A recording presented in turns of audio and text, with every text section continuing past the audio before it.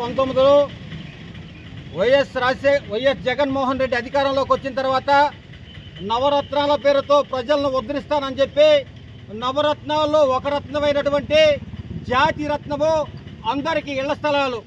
ఆ ఇళ్ల స్థలాలు నిరుపేద కుటుంబాలకు సంబంధించిన వారికి ఇస్తాను, బాడుగుళ్లలో ఉండే వాళ్ళకి ఇస్తాను, చెట్ల కింద పుట్ల కింద నివాసం ఉండే వాళ్ళకి ఇస్తానని చెప్పి ఇళ్ల స్థలాల పేరుతో బుచ్చిరెడ్డిపాళెం మండలంలో అరివిగాని అవినీతి జరిగింది. ఈ ఇళ్ల స్థలాలను నిరుపేద కుటుంబాలకు ఇవ్వకుండా ఎవరైతే వైఎస్ఆర్సీపీ కార్యకర్తలు తొత్తులు ఉన్నారో వాళ్ళ తొత్తులకి, ఎవరైతే వైఎస్ఆర్సీపీ నాయకులు ఎవరికి చెప్తే వాళ్ళకి ఇళ్ల స్థలాలు ఇచ్చి నిరుపేదల పొట్టగొట్టిన ఘనత ఎవరన్నా ఉందంటే గత ముఖ్యమంత్రి వైఎస్ జగన్మోహన్ రెడ్డి గారు.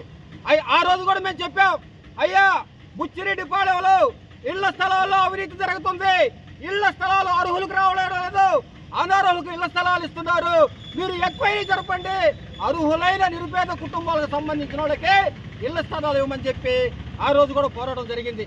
అయితే చెవిటోడు చెవులో శంఖ ఊదినట్టు జగన్మోహన్ రెడ్డి గారి ఆ రోజు ఎమ్మెల్యే కానీ వాళ్ళు ఎంక్వైరీ జరపకుండా వాళ్ళు నాయకులు చెప్పిన వాళ్ళకి 3 అంతస్తుల మిద్దులు ఉన్న వాళ్ళకి 4 అంతస్తుల మిద్దుల వాళ్ళకి ఇళ్ల స్థలాలు ఇచ్చారు. కానీ నిరుపేదలకి ఇలా ఎవరన్నా ఒక నిరుపేద కుటుంబం పోయి అయ్యా మాకు ఇళ్ల స్థలం లేదంటే, మీకు ఒక్క కొడుకున్నాడు, మీకు కారు ఉంది, మీకు మోటార్ బైక్ ఉంది, మీకు అన్నీ ఉన్నాయి కాబట్టి మేము ఇళ్ల స్థలాలు ఇవ్వమని చెప్పారు.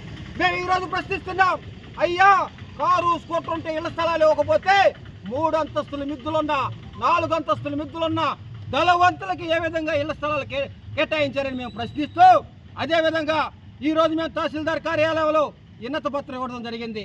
జరిగిన ఇళ్ల స్థలాల అవినీతి కుంభకోణంలో సమగ్ర విచారణ జరపండి, ఇళ్ల స్థలాలు ఎవరికి ఇచ్చారో శ్వేతపత్రం విడుదల చేయండి, ఎవరైతే ఇళ్ల స్థలాల అవినీతికి పాల్పడ్డారో ఆ అధికారుల మీద చర్యలు తీసుకోవాలని చెప్పి నిరుపేద కుటుంబాలకు ఇళ్ల స్థలాలు ఇవ్వాలని చెప్పి ఈరోజు భారతీయ జనతా పార్టీ డిమాండ్ చేస్తుంది.